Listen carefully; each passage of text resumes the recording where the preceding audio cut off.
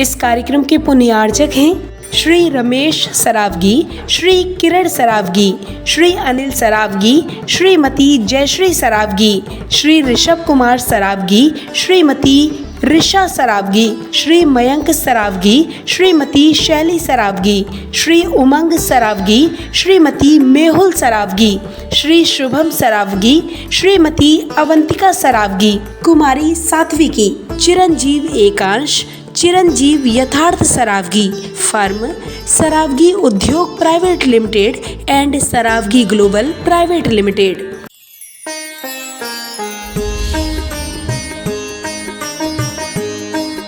देवी 1008 आदिम तीर्थंकर श्री आदिनाथ भगवान की।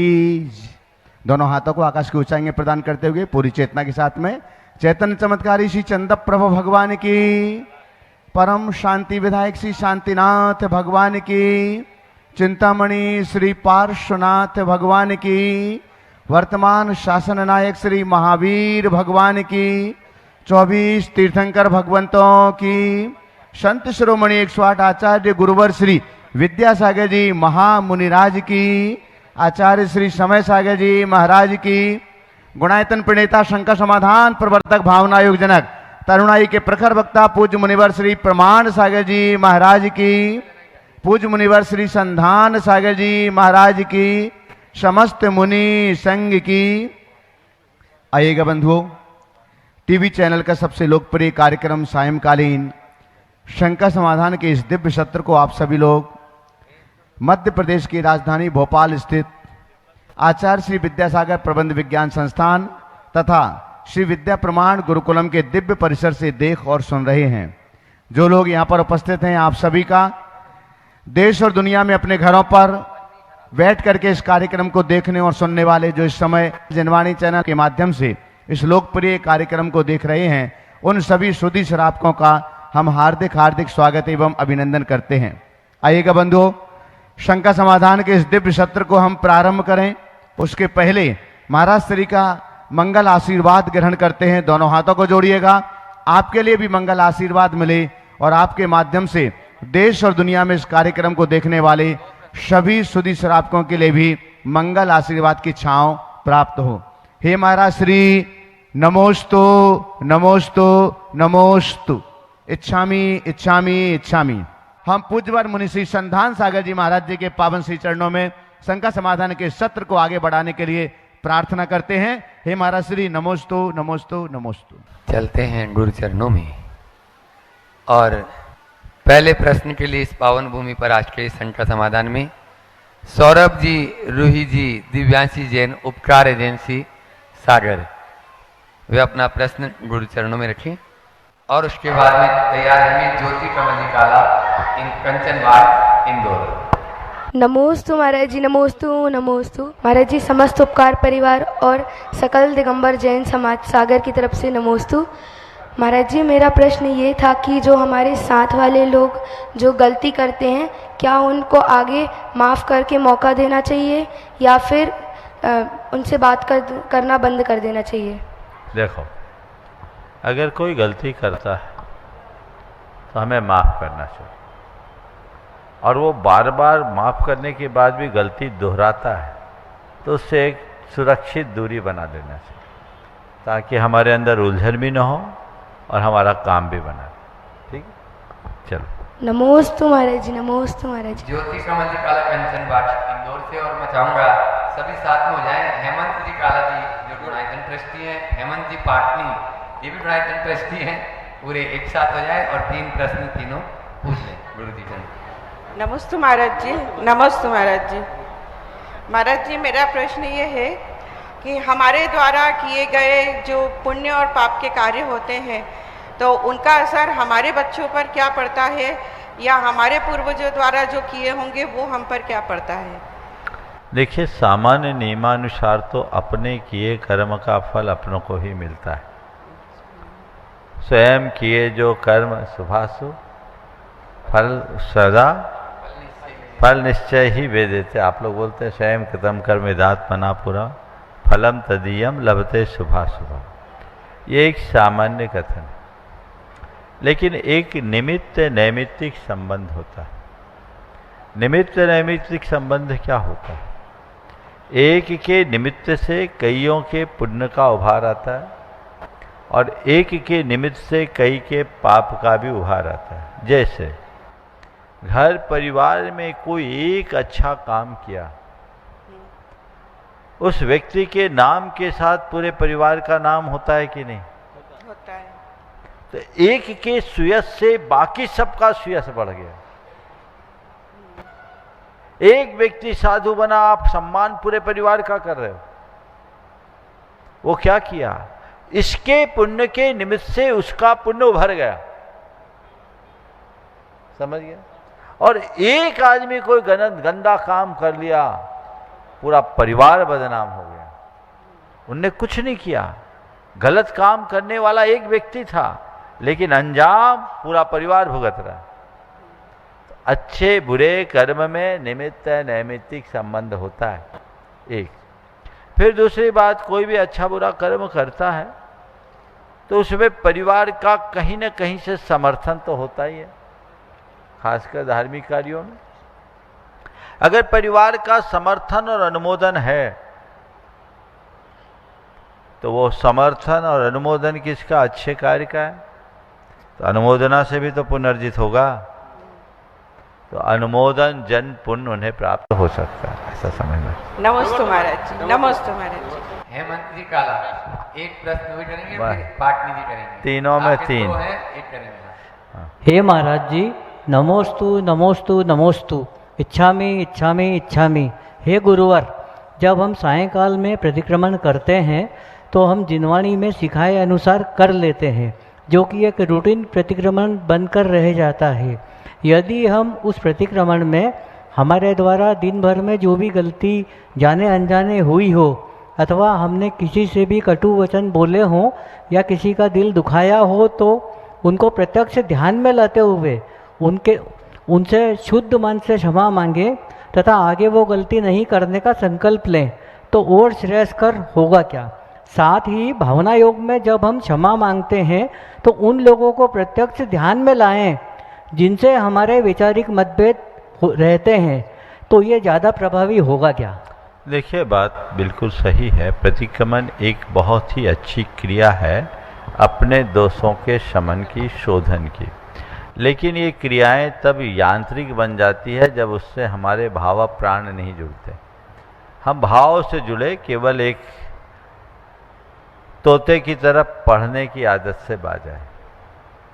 भावना योग में जब हम प्रतिक्रमण करते हैं तो भाव भाषण के साथ करते हैं, और हम अगर किसी से क्षमा याचना कर रहे हैं तो क्षमा याचना का भाव होना चाहिए। संक्षेप में भी प्रतिक्रमण किया जा सकता है, जो प्राय हम भावना योग में कराते हैं, उससे लाभ। ठीक है हेमंत जी। हेमंत जी, पाटनी जी, वे अपना प्रश्न करें। नमोस्तु महाराज जी, नमोस्तु महाराज। विदिशा से इच्छामि महाराज जी, आरत प्रद्युम्न जी सिंघई जी तैयार है। बोलो। नमोस्तु महाराज जी, इच्छामि महाराज जी। ये आलाप पद्धति किसे कहते हैं? आलाप पद्धति एक ग्रंथ है। अब शब्द का अर्थ अगर लोगे तो आलाप यानी कथन और पद्धति यानी तरीका। तो आलाप पद्धति एक ऐसा ग्रंथ है जिसमें शास्त्रों के विवेचन का तरीका बताए। नमस्ते महाराज, नमस्ते। हाँ, प्रद्युम्न जी सिंघई विदिशा से अपने बीच में गुणायतन ट्रस्टी, वे अपना प्रश्न करें और तैयार रहेंगे। आयुषी जैन, चांदा मेटा, छिंदवाड़ा। हे गुरुदेव, नमोस्तु नमोस्तु नमोस्तु। मेरा प्रश्न ये है कि भगवान शीतलनाथ की जन्मस्थली विदिशा है और उनका चिन्ह कल्प वृक्ष है। क्या कल्प वृक्ष है या कुछ और है? और वर्तमान समय में कल्प वृक्ष उपलब्ध है या नहीं है, उसको हम प्रतिस्थापित कर सकते हैं या नहीं? और विदिशा में सन 1950 में बेसनगर में कल्प वृक्ष एक पत्थर का निकला था, जो वर्तमान में कलकत्ता म्यूजियम में रखा हुआ है। तो कृपया शंका। देखिए, बहुत अच्छा सवाल आपने किया है। आपके सवाल के संदर्भ में हमें 3 बातें करनी। सबसे पहला, शीतलनाथ भगवान की जन्मस्थली। दूसरा, कल्प वृक्ष का अस्तित्व और तीसरा कल्प वृक्ष वर्तमान में है या नहीं। देखिए, जहाँ तक शीतलनाथ भगवान के जन्म स्थल का सवाल है, तो ये बिल्कुल सुस्पष्ट प्रमाण है कि शीतलनाथ भगवान का जन्म भद्दिलपुर, जो वर्तमान की विदिशा है, वहीं हुआ। जब 1992 में मैं पहली बार विदिशा आया था, मैंने खुद ने इसका शोध किया, अनेक ग्रंथों का अध्ययन और आलोढ़न किया, विद्वानों से चर्चा और विमर्श की, काफी कुछ खोज किए। क्योंकि मेरे संस्कार में कोलवा पहाड़ बना हुआ था। वर्तमान में शीतलनाथ भगवान के 3-4 जन्म स्थल बना दिए हैं, लेकिन यथार्थ में देखा जाए तो मैं आप सबसे कह सकता हूं कि शीतलनाथ भगवान की जन्मस्थली एकमात्र भद्दिलपुर विदिशा ही है। इसके प्रमाण है, कहीं भी मिले, कहीं भी शिलालेखीय साक्ष्य नहीं मिला। विदिशा के संदर्भ में हमें 4 शिलालेखीय साक्ष्य प्राप्त हुए। सबसे पहला शिलालेख तो हमें विदिशा के अंदर किले के मंदिर में एक भगवान की प्रतिमा में भद्दिलपुर अंकित लिखा दिखा, जो लगभग 500 साल प्राचीन था। दूसरा शिलालेख प्राप्त हुआ विदिशा के ही एक कुएं में, जो 700 वर्ष पुराना कुआं है, वहां भद्दिलपुर अंकित लिखा दिखा। तीसरा प्रमाण मिला आपके चांद खेड़ी के एक शिलापट्ट में, जिसमें विदिशा के लिए भद्दिलपुर लिखा है। पोरपट्ट अन्वय के आधार पर आचार्य महाकीर्ति का संबंध विदिशा से रहा है, उसके संदर्भ में। और चौथा एक शिलालेख, अगर मैं विस्मरण नहीं कर रहा हूं, तो वह शिलालेख सिरोंज या चंदेरी में मिला, चंदेरी में मिला। तो ये 4 शिलालेखीय साक्ष्य प्राप्त हुए। फिर वहां के लगभग 450 साल से ज्यादा पुराना जिन मंदिर शीतलनाथ भगवान के नाम पर स्थापित होना, इस बात का प्रमाण है कि लगभग 450 से अधिक हो गए विदिशा को शीतलनाथ भगवान की जन्मस्थली माना जाता। इसी प्रकार भगवान शीतलनाथ के चिन्ह स्वरूप कल्प वृक्ष का वहां प्रकट होना, ये भी लगभग 10वीं शताब्दी का है। 1950 में मिला। 1950 में मिला है, 50 में मिला है, 9वीं 10वीं शताब्दी का है। वो इस बात का प्रमाण है। और शीतलनाथ भगवान की एक प्राचीन प्रतिमा भी चंदेर कालीन मिली है, वो भी 9वीं 10वीं शताब्दी की है। यही सब इस बात के पर्याप्त प्रमाण हैं कि शीतलनाथ भगवान की जन्मस्थली विदिशा है। ये संपूर्ण मध्य प्रदेश के लोगों के लिए गौरव का विषय है कि एकमात्र कल्याणक भूमि मध्य प्रदेश में दी है तो विदिशा है। बाकी सारे कल्याणक भूमि तो बिहार झारखंड में चले गए, तो एक बचा सो गुजरात में और उत्तर प्रदेश में, बाकी कहीं नहीं। हाँ, कल्याणक भूमि नहीं, समोसरण है, पासस्थ समोसर नहीं, कल्याणक नहीं हुआ। तो ये जो कथन है, इसे बहुत गहराई से समझना चाहिए। तब मैंने उस समय एक ट्रैक्ट निकलवाया था, पावन भूमि कल्याणक भूमि भद्दिलपुर विदिशा एक अध्ययन, वो सब में प्रकाशित हुआ था। मैं चाहता हूँ उसे और पुष्ट तरीके से प्रकाशित और प्रचारित करने की जरूरत है। परम पूज्य गुरुदेव की कृपा से, उनके आशीर्वाद से आज विदिशा में शीतल धाम की भव्य संरचना हो रही है, जो भव्य समोसरण वहाँ आकार ले रहा है, अपने आप में एक बड़ी उपलब्धि है। अब रहा सवाल शीतलनाथ भगवान का चिन्ह स्वरूप कल्प वृक्ष का। कल्प वृक्ष क्या है? कल्प वृक्ष के 2 प्रकार के वर्णन आते हैं। हमारे शास्त्रों में कल्प वृक्ष को एक दिव्य वृक्ष के रूप में देखा जाता है जो हमारे मनोवांछित पदार्थों को प्रदान करता है, और ये भव्य जनों के भक्त जनों के पुण्य से फलता है। इसे पार्थिव माना जाता है। दिखता वृक्ष जैसा है पर वो वनस्पति नहीं है, पार्थिव। एक कल्प वृक्ष के नाम से आज भी कल्प वृक्ष की मान्यता है, जिसकी अपनी एक विशेष आकृति है, और ऐसा सचेतन पेड़ आज भी है। और मैंने एक कल्प वृक्ष देखा है। हम राजस्थान में थे तो जेठाना के पास एक गांव था, वहाँ हमारा प्रवास था। वहाँ एक विशालकाय वृक्ष, वो वृक्ष के बारे में कहा जाता है कि 12 साल में एक बार फलता, और जिसको वो एक ही फल मिलेगा उसको, और जिसको वो फल मिल गया उसके बारे नारे। मैं जहाँ रुका था एक सज्जन के घर में वो फल था और बहुत पुराना था, लेकिन वर्षों हो जाने के बाद भी उस फल में कोई विकृति नहीं थी। जो भी है लोग उसे कल्प वृक्ष कहते हैं। तो अगर इस तरह की मान्यता वाले कल्प वृक्ष को देखें तो एक अलग प्रकार की आकृति का, उसके पत्ते अलग। आज आप भी गूगल में सर्च करोगे कल्प वृक्ष के नाम पर तो उसकी अलग इमेज उभर के आ जाएगी, तो वो कल्प वृक्ष है। तो ये दोनों प्रकार के कल्प वृक्ष हैं। अब आप पूछोगे महाराज आज कल्प वृक्ष है क्या? तो एक विचारक ने बहुत अच्छी बात कही थी, मुझे अच्छी लगी इसलिए कोट कर रहा हूँ। यद्यपि ये शास्त्रीय मान्यता से सम्मत नहीं है, पर इसके आशय को ध्यान में रखना, और मैं उसी लिए सुना रहा हूं। उन्होंने कहा कि कल्प वृक्ष तो आज भी है, कल्प वृक्ष तो आज भी है, पर उनने फल देना बंद कर दिया। क्या बोल रहे हैं?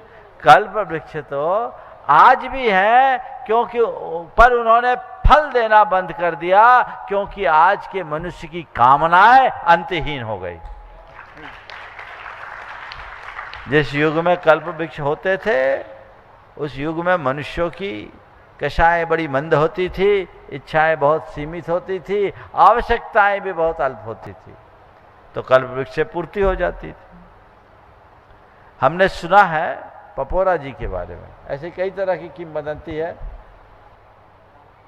पपोरा जी में एक बावड़ी है, वहां कहा जाता है कि उस बावड़ी का बड़ा आश्रय था, ऐसी किंवदंती है। इसे एक किंवदंती के रूप में लेना। तो उसके विषय में ऐसा कहा जाता है कि वहाँ एक बावड़ी है और लोग आते थे, एक पर्ची डाल के लिख के डाल देते थे कि हमें इतने बर्तन दो, तो बावड़ी से उतने बर्तन निकल करके आ जाते थे। एक बार कोई एक परिवार आया, वो बर्तन अपने साथ ले गया, तो तब से बावड़ी ने बर्तन देना बंद कर दिया। ऐसी किंवदंती है। तो जब से मनुष्यों की इच्छाएं बढ़ी है, तब से ये अव्यवस्थाएं होने लगी। इसलिए हम उस विचारक की बात को किसी अर्थ में सार्थक समझते हैं कि कल्प वृक्ष की भी जरूरत नहीं पड़ेगी, अपने विकल्पों को कम कर दो, कहीं भागने की जरूरत। नमस्ते। चांदा मेटा छिंदवाड़ा से अपने बीच में है। एक बार ताली बजा दो। भतीजी है ये ब्रह्मचारी असोट भैया जी की। जोरदार ताली बजाओ। ताली में कंजूसी कर रहे हो आप लोग। गुरुकुल मित्र से जुड़े हैं राजेंद्र कुमार जी, सुनीता जी, अंबाला शहर। तैयार रहें। गुरुदेव के चरणों में बारंबार नमोस्तु नमोस्तु नमोस्तु। गुरुदेव मेरी शंका का समाधान कीजिए। मेरी शंका यह है, कई लोग आजकल हाथों में रत्न पहनने को भाग्य बदलने का माध्यम मानते, जैसे नीलम, पढ़ना, माणिक आदि, लेकिन क्या सच में ऊर्जा को प्रभावित करते रत्न, या वह केवल मनोवैज्ञानिक प्रभाव है? जैन धर्म जहाँ आत्मा को परम शक्ति मानता है, वह क्या भारी वस्तु रत्नों के विश्वास को कमजोर नहीं करता? जैन दृष्टिकोण से रत्न धारण करना उचित है या गलत? रत्न धारण करने का क्या असर पड़ता है इसका मुझे पता नहीं। रत्न धारण करने का क्या असर पड़ता है इसका मुझे पता नहीं, पर रत्नत्रय का क्या असर पड़ता है ये मेरा अनुभव है। समझ गए? रत्न धारोगे क्या होगा कह नहीं सकते। रत्नत्रय धारोगे पूज्य पद को प्राप्त कर लोगे, रत्नत्रय से मुक्ति मिलती। समझ गए? अब रहा सवाल, तुम्हारे प्रश्न को टाल नहीं रहा हूं। तुमने जो सवाल किया, क्या रत्नों को धारण करना चाहिए, देखिए हर कार्य के साथ कोई न, हर क्रिया के साथ कोई ना कोई विज्ञान और भावना जुड़ी रहती, उसका अपना विज्ञान है और उसे उस विज्ञान के अनुसार काम करना चाहिए, समझ गए। लेकिन इसमें रूढ़ नहीं होना चाहिए। आजकल इसमें पूरी तरह से व्यावसायिकता जुड़ गई।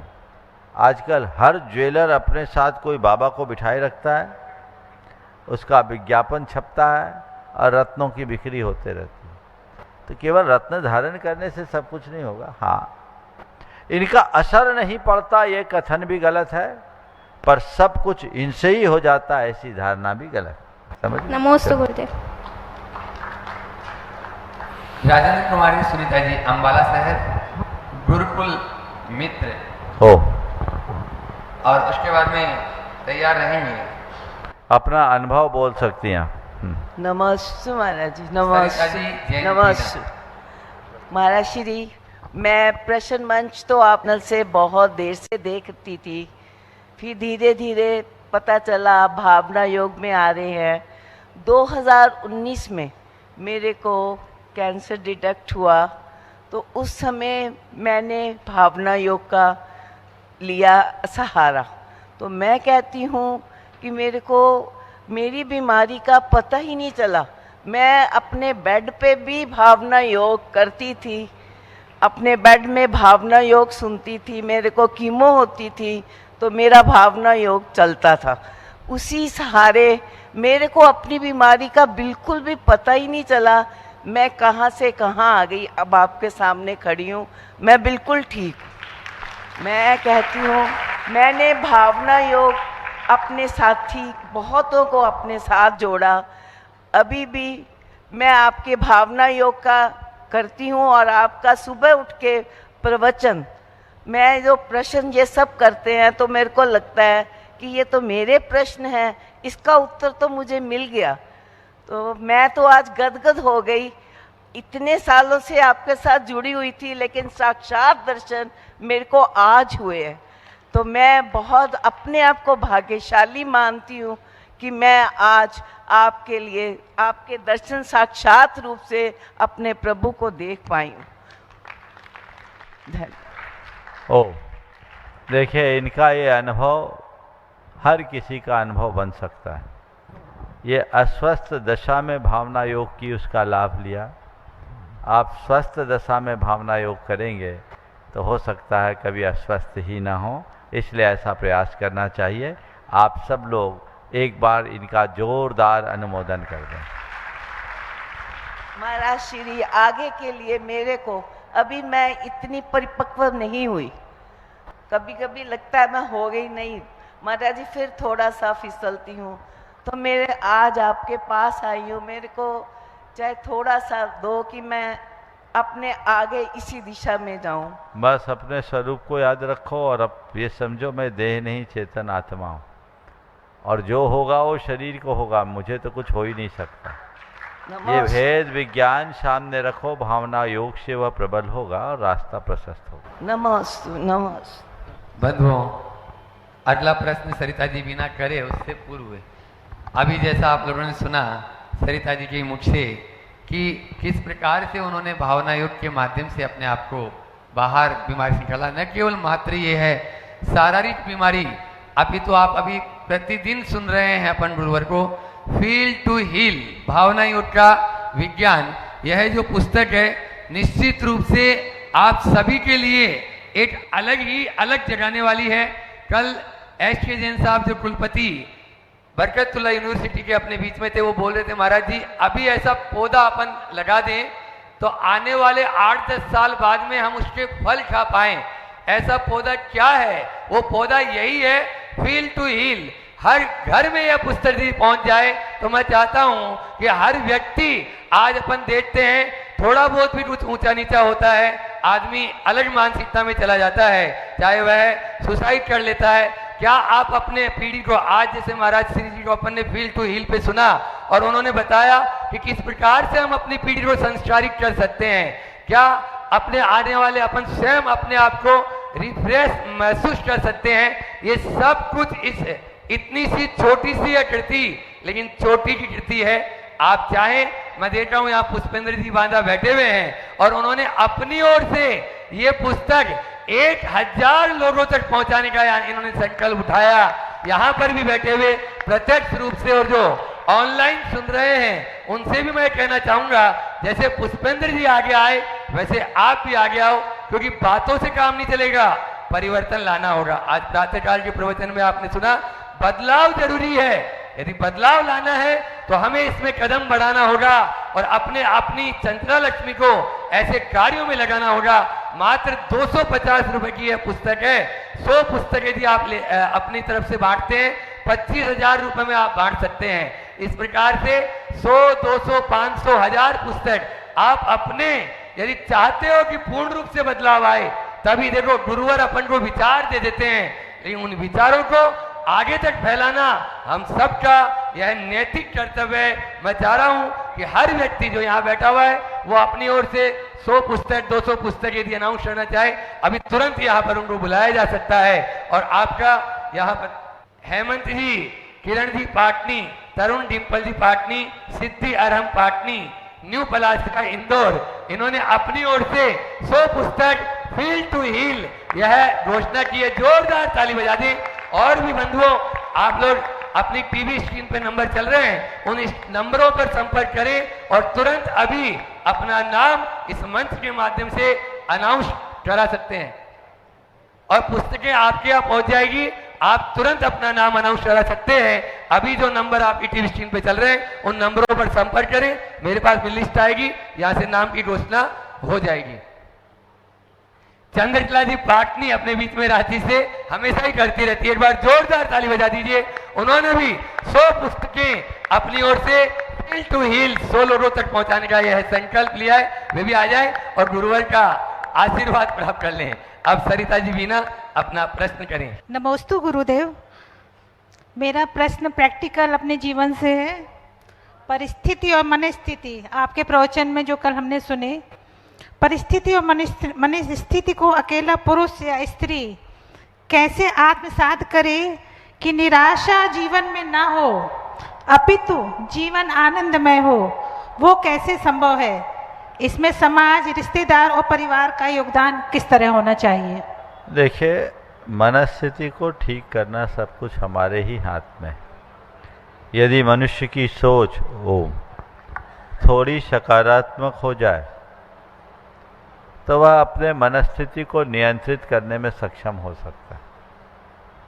हम सकारात्मकता से ओतप्रोत होकर के चले। जो परिस्थिति मुझे प्रतिकूल दिख रही है वो तभी तक प्रतिकूल दिखती है जब तक हम उसे प्रतिकूल दृष्टि से देखते हैं।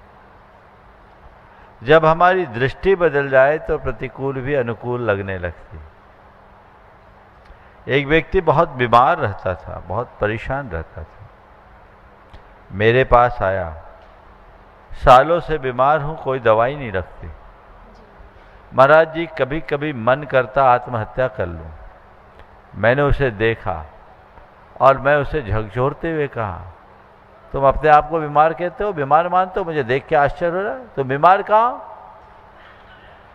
बीमार तो वो है जो बिस्तर पकड़ा है, बीमार तो वो है जो अस्पतालों में पड़ा है, बीमार तो वो है जिसको पैरालिसिस हो रखा है, बीमार तो वो है जो कोमा में पड़ा हुआ है, बीमार तो वो है जिसको सिलाइन चल रही है।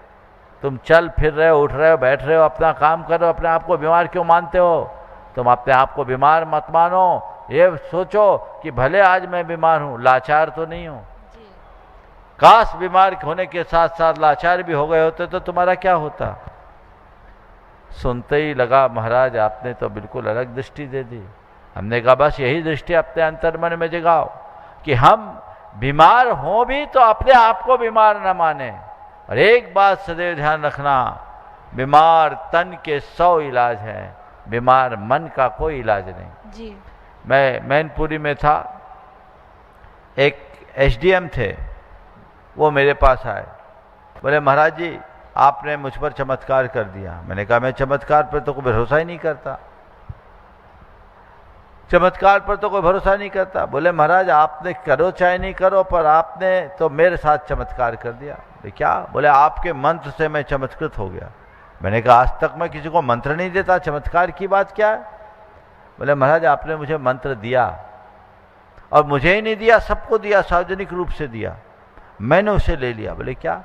बोले मैं 15 दिन पहले आपके प्रवचन के लिए आया था और आपने अपने प्रवचन में एक वाक्य कहा था जिसे मैंने मंत्र के रूप में स्वीकार किया कि तन की बीमारी को मन पर हावी मत होने दो, उसे तन तक सीमित रखो।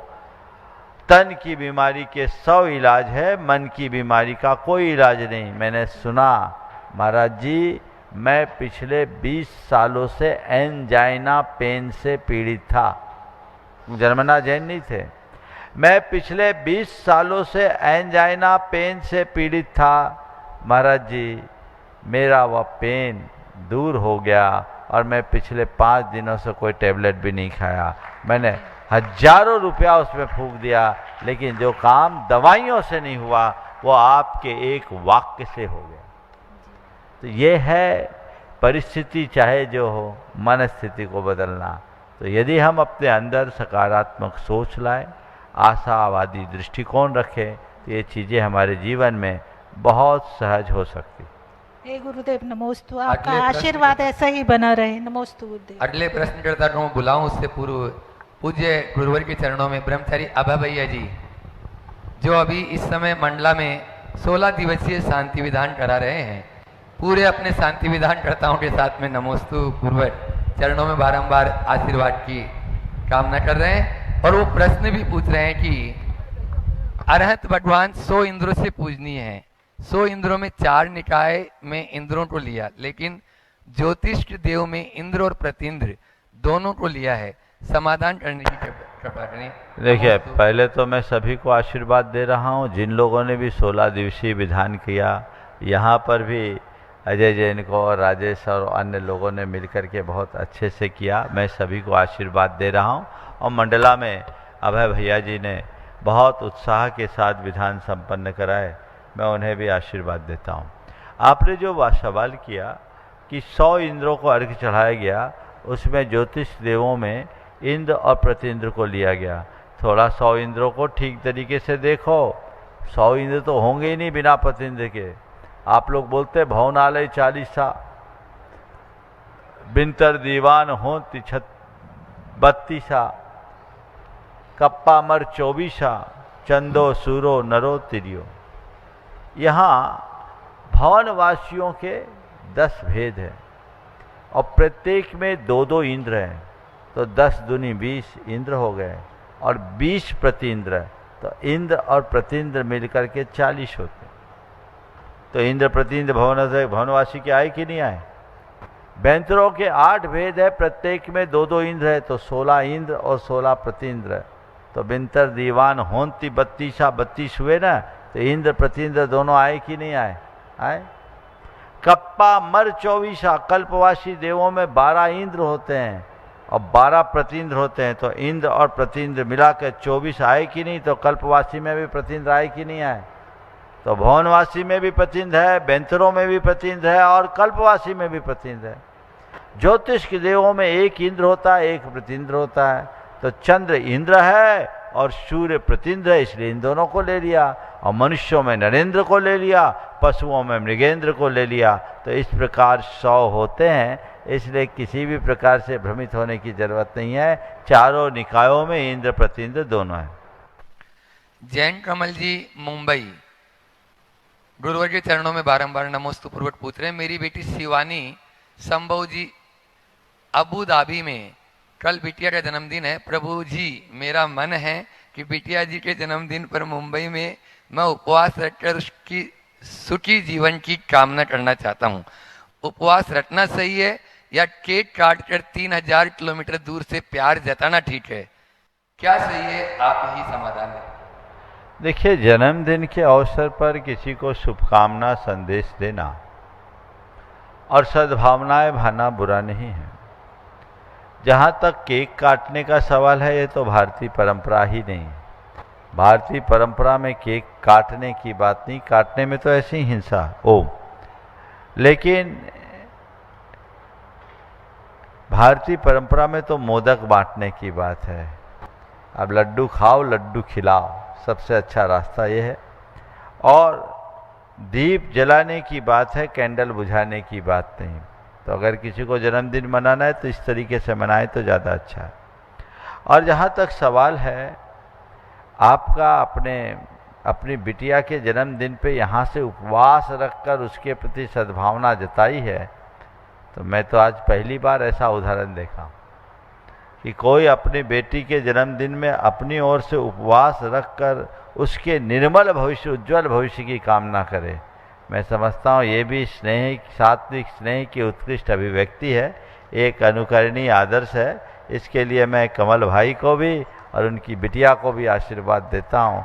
हमारी संस्कृति तप, त्याग और संयममय संस्कृति है, भोगवादी संस्कृति हमारी नहीं है।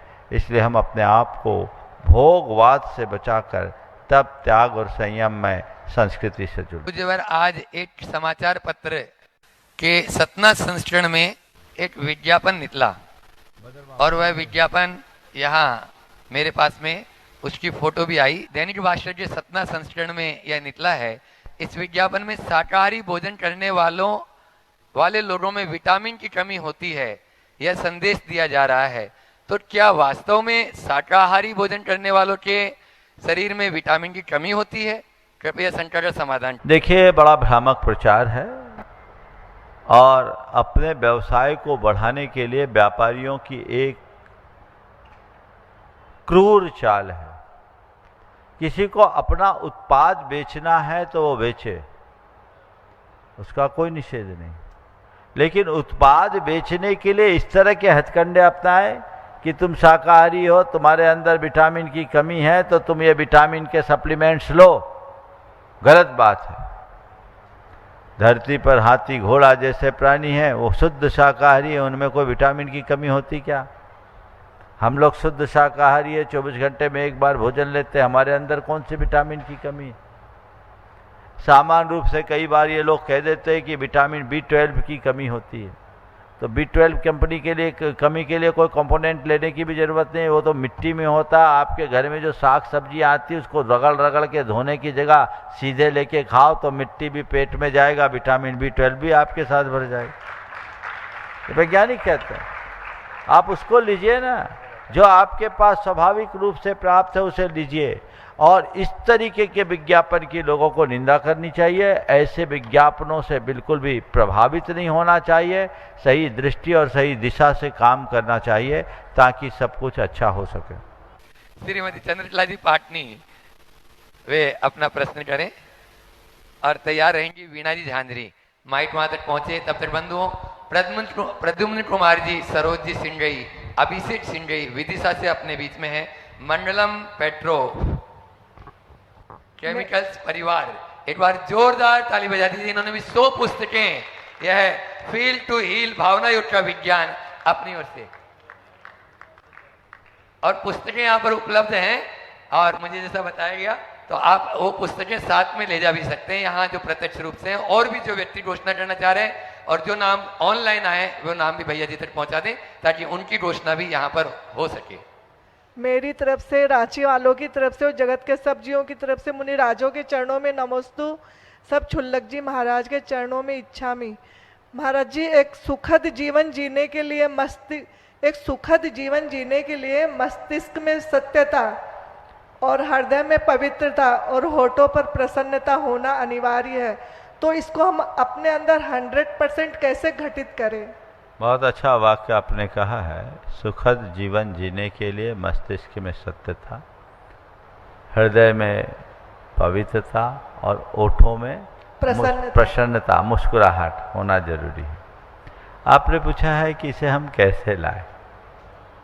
देखो, जिस व्यक्ति को अपनी आत्मा का बोध हो जाता है उसकी प्रवृत्ति में स्वाभाविक सहजता आने लगती, फिर उसे कुछ कहने और करने की जरूरत नहीं पड़ती। समझ गए?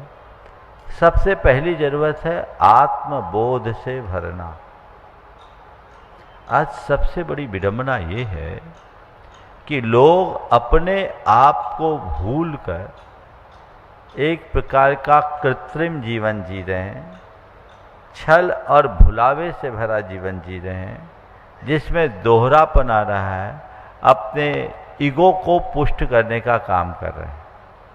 तो हमें उससे बचना चाहिए, उसकी तरफ बहुत गंभीरता से विचार करना चाहिए, तभी हम अपने जीवन को स्थायी रूप से सुखी बना सकेंगे। दूसरी बात, अपनी सोच को सकारात्मक बना करके चलना चाहिए।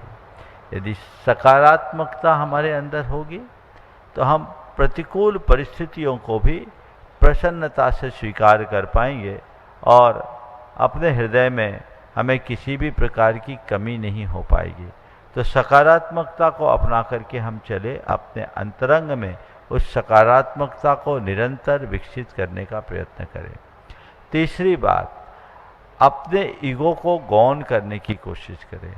अगर हमने अहंकार को गौन करना शुरू कर दिया तो सब जीवन में अपने आप आ जाएगी। किसी ने एक बार पूछा, मुझे शांति चाहिए। क्या पूछा? सुनो ध्यान से। ओम, मुझे शांति चाहिए। ऐसा निवेदन किया कि गुरुदेव मुझे शांति चाहिए, रास्ता बताओ। गुरु ने कहा, बेटा तूने जो अभी निवेदन किया उसमें से मुझे और चाहिए को हटा दो, शांति अपने आप आ जाए। मुझे हट गया और चाहिए हट गया, अहंकार और आकांक्षा के नष्ट होते ही जीवन में शांति और सद्भाव आ जाते हैं। वो अपने अंदर आनी चाहिए, तब जीवन बेहतर बने। वीणा जी झांझरी, नरेंद्र जी झांझरी यहाँ पर अपने बीच में, आलोक जी बड़ौदा यहाँ पर उपस्थित हैं। ये आदर्श आचार्य जी महाराज, छुल्लक आदर्श आचार्य जी महाराज के परिवार से हैं। बड़े भ्राता आलोक जी भी हैं बड़ौदा से, और बहन है वीणा जी झांझरी। एक बार जोरदार ताली से इनका स्वागत करना। और मैं चाहूंगा नरेंद्र जी टोंडिया और अनुभव जी सर आप वहां पहुंच जाएं और हम अपने बीच में आलोक जी का स्वागत अभिनंदन कर दें शीघ्रता से और प्रश्न करें। मुनि द्वय के चरणों में नमोस्तु नमोस्तु नमोस्तु। मंचासीन समस्त छुल्लकों जी के चरणों में इच्छामी इच्छामी इच्छामी। गुरुदेव, अभी एक मेरे मित्र के यहाँ विचित्र प्रसंग हुआ।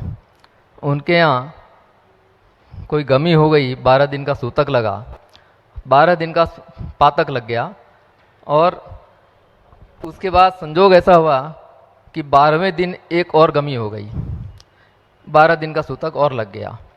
और अभी आजकल प्लानिंग करके बच्चे पैदा होने लगे, उनके पास खबर आ गई कि आगामी 5 तारीख को बच्चा होने वाला है। तो वो मेरे से बोल रहा था, भैया हम रोज़ पूजा करने वाले और इस तरह से सूतक लगेगा, और किसी के यहाँ बड़ा खानदान रहा तो 365 दिन उसके यहाँ सूतक और पातक लगते रहेंगे।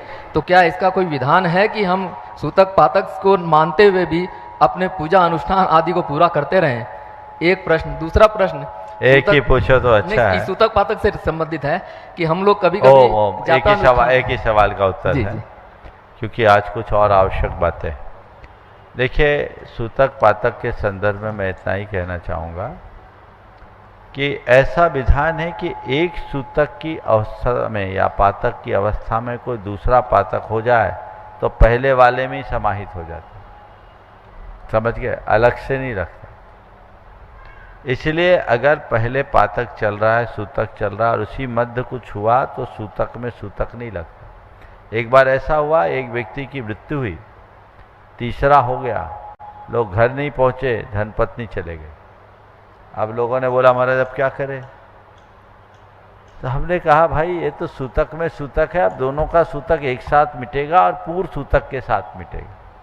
तो ये व्यवस्थाएं होनी चाहिए और इसी अनुरूप सूतक पातक को मानना चाहिए।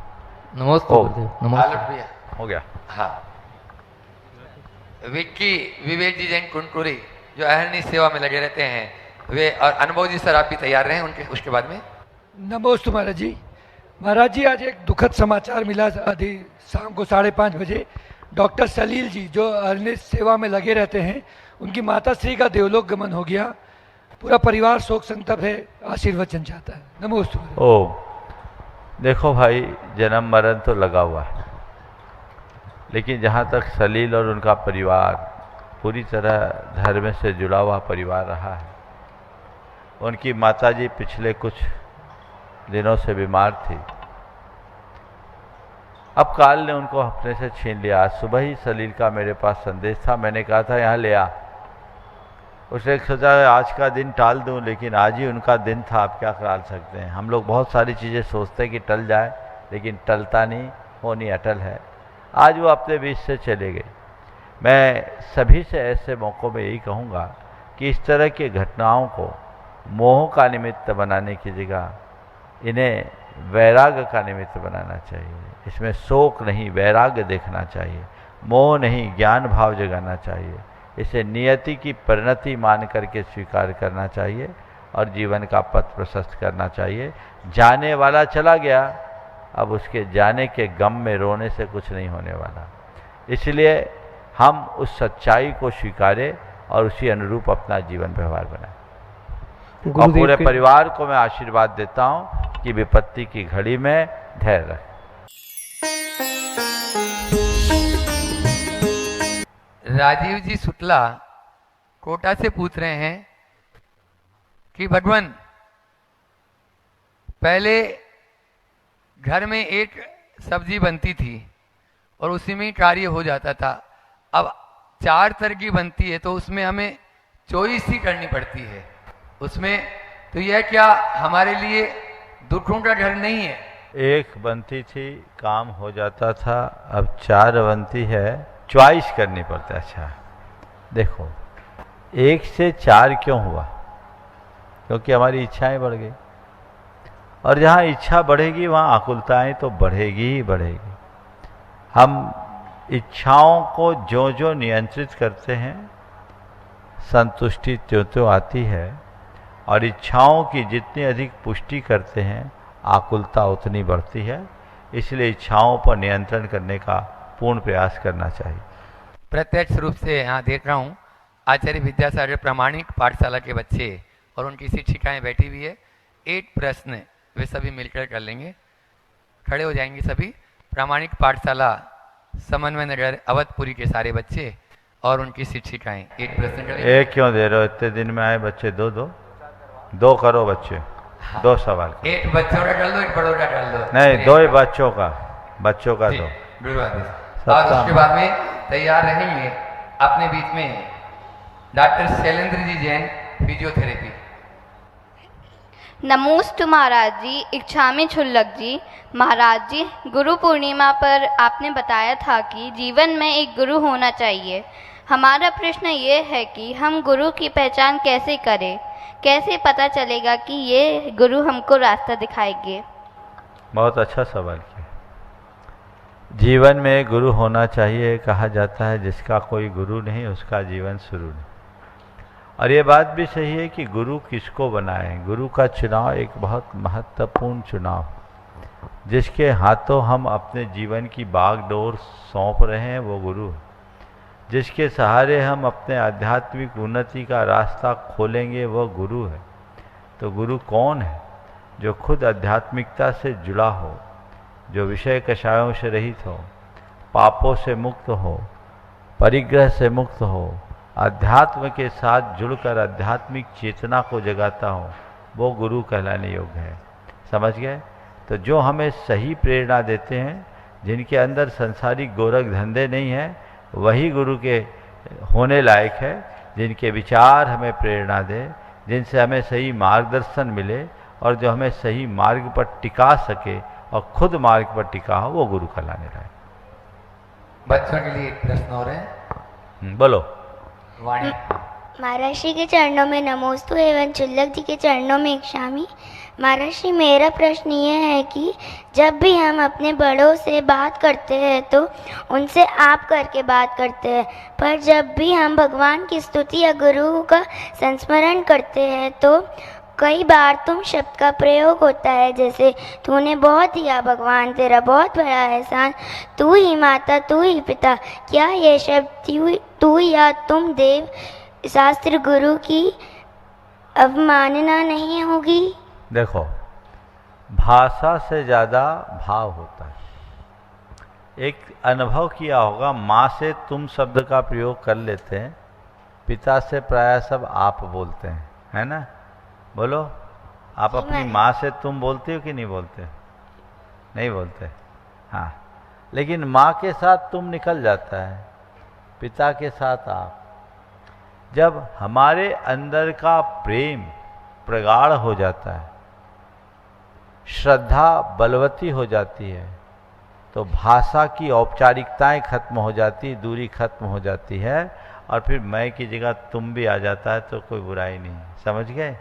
इसलिए भगवान के लिए अगर तुम ही मेरे तारनहार हो ऐसा कहा जाए, तुमने खूब दिया भगवान, इस तरह की बातें कही जाए, अवमानना नहीं है, वो उनसे निकटता का द्योतक है। समझ गए? इसलिए इसमें कोई हानि नहीं। नमोस्तु महाराज जी। ओ डॉक्टर शैलेंद्र जी जैन स्थानीय के फिजियोथेरेपिस्ट है, प्रतिदिन अपना प्रश्न करें। और उसके बाद मैं देख रहा हूँ नवरत्न परिवार CS नीलेश जी जैन, शिरोमणि संरक्षक गुणायतन। नमोस्तु महाराज जी। महाराज जी, आज के संदर्भ में एक मेरा क्वेश्चन है। पहले मृत्यु भोज होता था तो 13वीं बंद हो गई थी। मृत्यु भोज कितना उचित है? मृत्यु भोज तो पहले एक समय था इतना कि बंद हो गई, 13वीं लोग बंद कर दिए थे, शांति विधान होता था ओनली। और अब ऐसा होने लगा कि तीसरे दिन ही भोजन होने लगा है और सभी लोग समाज के लोग आके करते हैं। कितना उचित है महाराज जी ये? देखिए, मृत्यु भोज कतई उचित नहीं है। जैन परंपरा में तो मृत्यु भोज का एक प्रकार से निषेध ही है, और ये एक प्रकार की कुरीति, और लगभग समाज में ये बंदशी हो गई। आपने आज बताया अगर तीसरे के दिन होता है तो और गलत है। और ऐसा लगता है महाराज जी जैसे गेट टुगेदर हो रहा है, ऐसा लग रहा है वहाँ पे कार्यक्रम में, ऐसा होता है। बिल्कुल गलत, ऐसा नहीं होना चाहिए। मैं इसमें 2 बातें और जोड़ूंगा। अगर आप किसी के यहाँ मृत्यु हुई है और उसके यहाँ बैठने गए हैं, तो आप शोक संतप्त परिवार को सांत्वना देने गए ना। लेकिन ये देखने में आता है कि इतने लोग आते हैं कि उनको रसोइया बुलाना पड़ता है, कैटरिंग वाले को बुलाना पड़ता है, अपना दुख तो दूर, आने वालों को खाने पीने के लिए और उनकी तीमारदारी में लगना पड़ता है। ये एकदम कुरीति है। मैं आप सबको सलाह देता हूँ व्यक्तिगत रूप से, किसी के यहाँ अगर किसी तरह की मृत्यु हो, कई तो मैंने ऐसा भी देखा है कच्ची मौतें हुई, 25-25 साल का जवान लड़का चला गया और क्या बैठने वाले लोगों का तांता लगा है, लेकिन उनको खिलाना पिलाना, चाय पानी सब उनको करना पड़ रहा है। कुछ लोग इसी में लग गए हैं। ये अमानवीय है, संवेदनहीनता का द्योतक है। पहले ऐसा कहा जाता था कि किसी के यहाँ मृत्यु होती थी तो 12 दिन तक कढ़ाई नहीं चढ़ती थी। आजकल तो पहले दिन से मीनू सेट होना शुरू हो जाता है। बिल्कुल यही होता है। आप अगर किसी के यहाँ मृत्यु में बैठने गए हैं, जरूर जाइए, पर एक संकल्प लेके जाइए, उस घर में पानी के अलावा कुछ नहीं लेंगे। घर से खा के जाइए, क्या खाने की कमी है क्या? आप उसका दुख कम करने के लिए गए कि बोझ बढ़ाने के लिए गए? वहां भी लोगों को रोकना चाहिए। नहीं, हम आए हैं, आपके यहाँ बैठे हैं, टाल दीजिए। और मृत्यु भोज के रूप में तो देना ही नहीं चाहिए। कुटुंबी जनों को तो भोजन करना पड़ेगा जो घर के हैं, लेकिन सामूहिक भोज का रूप नहीं होना चाहिए। ये बिल्कुल गलत परंपरा है। अगर इस तरह की व्यवस्थाएं हो गई है तो इसे रोकना चाहिए। मुझे नहीं लगता कि भोपाल में ऐसी बातें आम होगी, कोई इक्का दुक्का किया होगा। यहाँ तो बंदी जैसा है ना। नहीं महाराज जी, आम हो गया अब तो, फिर काफी आम हो गया ये चीज। आम होते जा रहा है, तो ये चिंता का विषय है और इस पर चर्चा करके रोक लगानी चाहिए। नमोस्तु महाराज। गुणायतन के शिरोमणि संरक्षक नवरत्न परिवार CS नीलेश जी जैन का पत्नी वे अपना प्रश्न कर रहे हैं। उसके बाद में तैयार हैं सूरत से अपने बीच में साक्षी अमिश जी बढ़ जाते हैं। दक्ष दिविज जैन, सूरत। हम जैन धर्म में बचपन से पढ़ते आ रहे हैं कि हमें अपने आत्मा का कल्याण करना है, हमें आत्मा का कल्याण करना है, और हमारे जैन धर्म का आधार ही यही है कि हमें आखिरकार अपनी आत्मा की शुद्धि करनी है। तो मेरा प्रश्न ये है कि ये आत्मा को हम कैसे डिफाइन करें? आत्मा क्या है? बोल तो देते हैं कि आत्मा का कल्याण। अब ये बताओ, ये सवाल कौन कर रहा है? बोलो तो नीलेश, बोलो तो। ये ज्ञान है कि मैं ही कर रहा हूं। हाँ, ये मैं कौन है? मैं कौन है? नीलेश, CS, नवरतन कौन है? समझ में आ गया? अब कुछ कहने की जरूरत है? जो अंदर से सवाल कर रहा वही तो है। समझ गए? एक जिज्ञासु किसी संत के पास गया और संत से पूछा कि मैं जानना चाहता हूं मैं कौन हूं। था वो नगर सेठ। संत से पूछा कि मैं जानना चाहता हूं मैं कौन हूं। जिस संत से उसने पूछा उसने एक चांटा दिया, बोला अंदर जा। अंदर गुरु के पास गया, बोला हद हो गई, मैं नगर सेठ, मैं तो सवाल लेकर के आया था कि मैं कौन हूं, पर इन्होंने तो मुझे चांटा जड़ दिया। कैसे आदमी को बाहर बिठा रखे, वो कैसा संत है? संत मुस्कुराए, बोले गनीमत है तूने वहीं पूछा, मुझसे पूछता तो मैं तो डंडा मारता। गनीमत है कि तूने वहीं पूछा, अगर मुझसे पूछता तो मैं डंडा मारता। सामने वाला हैरान रह गया, बोले क्या हो गया गुरुदेव? बोले अरे मूर्ख, जो सवाल खुद से पूछना चाहिए मुझसे पूछ रहा है। समझ गए? तो मैं जो हूं भीतर है उसे पहचानो।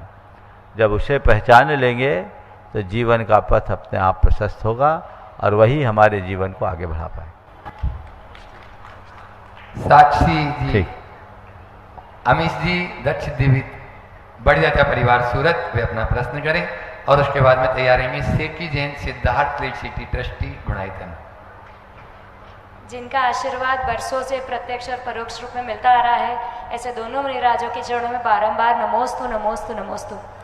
भगवान, आप सभी गुरुगण तो समता परिणामी होते हैं, ना किसी से राग करते हैं ना द्वेष करते हैं, फिर हम भक्तों को आप गुरु से राग कैसे हो जाता है?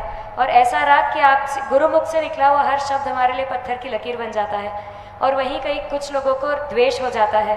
तो भगवान, हमारा ये राग करना और द्वेष करना, इसका क्या परिणाम होता है? आचार्य समंतभद्र महाराज भगवान की स्तुति करते हुए भगवान से कहते हैं, भगवान जो आपका अनुरागी है वह श्री शुभगत्व श्री सौभाग्य को प्राप्त करता है, और दिशंस्तयी प्रत्ययवत प्रीयते, जो आपसे द्वेष रखता है वो प्रत्यय की तरह नष्ट हो जाता है, यानी उसका अस्तित्व ही खत्म हो जाता है।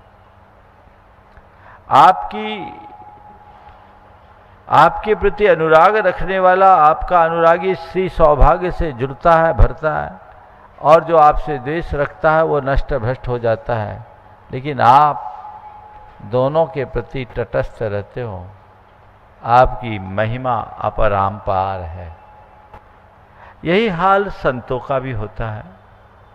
संतों के हृदय में भगवान जैसी पूर्ण बीतरागता तो नहीं होती, पर सात्विक स्नेह और आंतरिक करुणा जरूर होती है।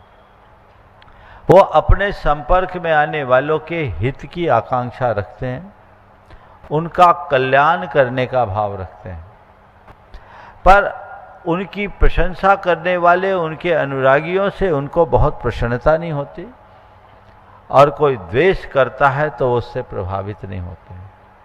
सच्चे संत की यही पहचान भी है। आपने पूछा हम भक्तों को राग हो जाता है, तो ये राग हो, पर एक बात ध्यान रखना, राग भक्ति मूलक होना चाहिए। स्वाभाविक है राग होगा, जिससे प्रेरणा मिलती है, जिससे दिशा मिलती है, उससे राग होता है। राग तो हमें भी है हमारे गुरुदेव के प्रति, लेकिन राग में और मोह में बड़ा अंतर है। गुरु के प्रति राग रखना, गुरु का अनुरागी बनना, उनको अपने जीवन का आदर्श मानकर उनके सिद्धांतों को अपने हृदय में अंकित करते हुए आगे बढ़ना, ये राग है। पर गुरु के नाम पर केवल गुरु के व्यामोह में उलझ जाना, ये मोह है। राग रखना, मोह मत करना। भक्ति करना, पर भक्ति में अंधा मत बनना। जो लोग द्वेष रखते हैं वो उनकी अपनी खुद की परिणति है। सब तरह के लोग होते हैं, किसी को अनुराग होता है, किसी को द्वेष होता है। हमें ऐसे लोगों के प्रति करुणा भाव रखना चाहिए, ये सोच कर कि आज नहीं कल उसकी बुद्धि पलटेगी। बाकी हम किसी को रोक नहीं सकते। भगवान महावीर के भी द्वेष रखने वाले लोग थे, तो ये हर युग में होता है। महापुरुषों की आलोचक भी पाए जाते हैं, लेकिन महापुरुषों को इनसे कोई फर्क नहीं पड़ता। समय हो गया, यहीं पर विराम। बोलिए परम पूज्य आचार्य गुरुवर से विद्या। पूज्य मुनिवर श्री प्रमाण सागर जी महाराज की पूज्य मुनिवर श्री संदान सागर जी महाराज की, समस्त मुनि संघ की। इस कार्यक्रम के पुण्यार्जक थे श्री रमेश सरावगी, श्री किरण सरावगी, श्री अनिल सरावगी, श्रीमती जयश्री सरावगी, श्री ऋषभ कुमार सरावगी, श्रीमती ऋषा सरावगी, श्री मयंक सरावगी, श्रीमती शैली सरावगी, श्री उमंग सरावगी, श्रीमती मेहुल सरावगी, श्री शुभम सरावगी, श्रीमती अवंतिका सरावगी, कुमारी सात्विकी, चिरंजीव एकांश, चिरंजीव यथार्थ Saraogi, firm Saraogi Udyog private limited and Saraogi global private limited.